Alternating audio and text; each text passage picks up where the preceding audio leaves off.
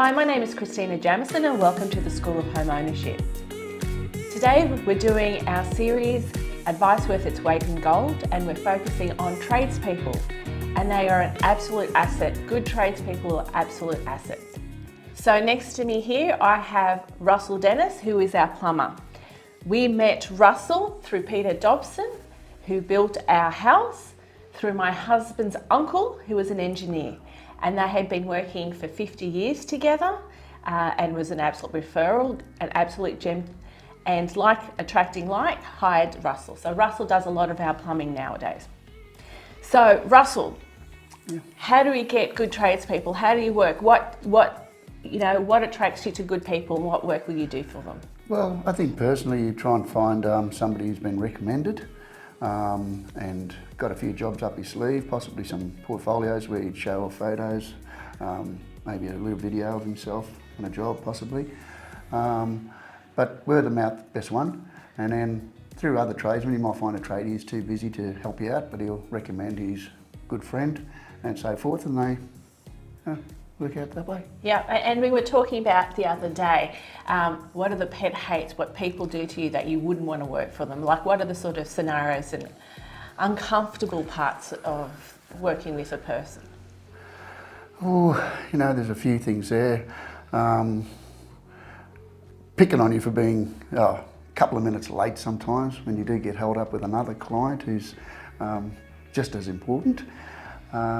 Possibly, not really letting you park in a desirable spot and you got to walk half a mile, where they've got their car, say, sitting there and it's not even being used, and it just makes your day longer and harder. I suppose that's probably one of the main things, and then possibly, payments. That's always a thing, payments. Setting up prices on jobs and when you get paid, how long some people take to pay you. That's a big thing. You put your accounts in and you might not stipulate 7 days payment or 30 days, and wow, you'll wait a while. Really? So do you do progress payments? Yeah, progress payments are a great thing. If you feel where it's a bigger job and you've got to invest quite a lot of money, you'll turn around and set up a schedule of payments where you get the legal amount, which is a 10% that the government says you can only put as a deposit or demand for a deposit, and then possibly you can work from there where you know you're going to purchase a lot of materials directly and deliver them to the job, put in for 50%, 40% even, and then a little progress along the way, and then leaving a retainer, not a very big amount, but enough so you have to come back and finish a job. And that's a big thing where you can hold that with the plumber or tradie, where you hold that little percentage and he has to come back and finish because it's, else he misses out on his profit margin possibly. Right. Yeah. So what was the story you were telling me about the other day where you had been referred by another person and Yes. that person wasn't, took a long time to pay? Like what the trust issues, I guess, because that's one of the key parts, isn't it? That if you're not comfortable. Yeah. So this was a lady recommended by my neighbour. I think that's possibly the story we're talking about. And she needed a hot water heater done. It was quite a large hot water heater, 400 litre dual element hot water heater, where they range in the $3,000 mark. I purchased a tank, installed it, didn't worry about asking for any deposit or anything, being my neighbour's mum and a lady who I've known for quite some time. Anyway, we set everything up, perfect, left the place clean, tidy, took away the old tank to the tip. Quite a few weeks went by and gee, it's strange, haven't seen the money for this job. I've paid for it, Anyway, I made the phone call. How are you, Jeanette? And she said, oh, pretty good, Russell, great, yeah. I said, oh, Jeanette, seems a bit slow in the payment there. And she went, oh, well, the electrician hasn't come to do my PowerPoints in the house. And I've, well, that's got nothing to do with my job. I was just going to guarantee that your tradesman, your electrician mate would come along. Anyway, she paid the money directly, so we got over that. Yes. Okay, so and that would sort of hinder, like if you want to have a tradesperson that can use continuously, you'd want to be paying on time. You don't want them to, I wouldn't be wanting to ask for money. So we pay Russell on time. Yes, thank you. But another point that Russell made is the last deposit, the last payment. And what we had here, so, and I'll go to in detail in another session, basically we did this little kitchen here. And what had happened is the work hadn't been done and the tradesperson was asking for the last 10% deposit to be paid prior to completing the job. Now, when we came in here, the quality was really bad. And I'll give you a background that I come from an engineering background. My husband's a tradesperson, so we have some idea of what work should look like. And in fact, we had done this kitchen ourselves previously. So when we came here, I was so sad to see it because I'm used to good tradespeople. The tap had been left on, the plumbing hadn't been connected properly, and it basically, water was dripping down into our carpet and actually ruined the carpet. And they were still asking for a deposit prior to completing the works. I wouldn't recommend this to anyone, but by withholding the money, we basically got the work done ourselves. We just stopped them doing it, didn't want them touching anything, and we got Peter Dobson actually came and helped us. He had been too busy to do this job, but he actually came and helped us fix it up. So the last payment is a really critical way to ensure that you're doing it. I also had an example with my neighbour who had been doing a bathroom, and for some reason she got a couple of quotes and she chose the quote that was half the price of the others.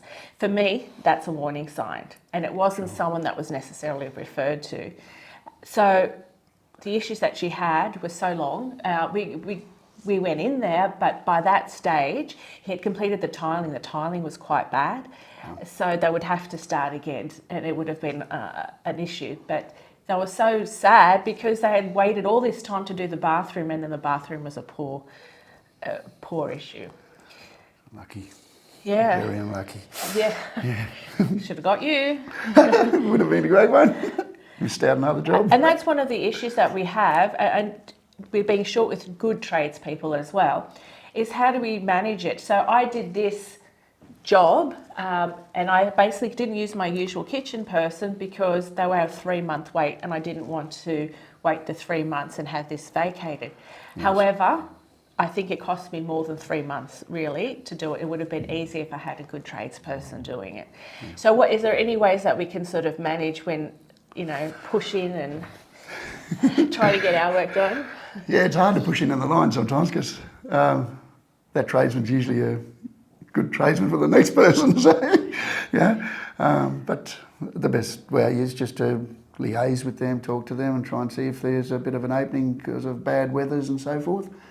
Rain might slow them down, sun might slow them down too, and they're after an indoor job, so yeah. Okay, Russell, some tips for renovating, such as a bathroom. All right, well, the bathroom, it's one of the most expensive rooms in your house. So you might turn around and say you either want to do this on a lighter type of price, more budget. So you'll turn around and just keep all your positions of your PC items, like your vanity, your bath, shower and toilet in the same location. Because once you start taking a toilet pipe and moving that to the other side of the room, well, the plumber's got to get underneath the floor, and sometimes you can't get under the floor and move the pipe, so you're better off to leave them in the same position, take them off the floor, toilet unpick, vanity unpick, put a new vanity down, new toilet down, new accessories around the room, your towel rails and toilet roll holders and so forth, and shower shelves, and it just pretties it up, and you get a decent bathroom out of it without the major expense. But then if you want to do the full-on expense, just rip it all out. Right down to your bare bricks. So how much are we talking about if you're rearranging all the plumbing? Rearranging the plumbing, it can put your bathroom price up to about $30,000 completely. We work on a top of a figure for each point, and it's an easy way of estimating how much a bathroom will be. Yeah. And another tip that Russell gave me will actually be used tiling. So we don't have to rip off all the tiles, because our tiles in our bathroom were pretty much, you had to jackhammer them off, quite severely. Yes. So we had, what do you call the adhesive? There's adhesives available on the market. It's a tile-on-tile glue, and we can adhere a tile to another tile. This will save a lot, but also using some of the adhesives, you just take the tiles off and not the total render underneath, because you're going to pay for a renderer, and that's possibly the better way to go, where you just take the tile off, adhere to the bare render. Yeah. Thank you very much. Not a problem. Any other points that we should know about? Any other tips? Kitchen, anything? In your bathroom, sometimes you might just turn around and give it a good clean, regrout the tiles that are existing, and just put new tapware to it. Yes, I have to say that you did our tapware. So I did nothing for this bathroom at all, and Russell chose everything. And it was actually pretty classy, I have to say. So For a little bathroom. And just exactly what you were saying, just the tapware from before and after, it just made it look It does, pristine. yeah. I was quite Absolutely. surprised. Simple. So that's Change it. simple. Yeah, real, yeah, for sure. No worries. So thank you for that. So problem. if people want to contact you, how do they contact you? Oh, my best way is my mobile phone number, 0408 44 7797. No worries. And we're a Sydney area. Sydney, yes. Sydney area. Thank you very much for your time. Time is money for a tradesperson. True. Thanks, Christina. It's on my job, so it's okay.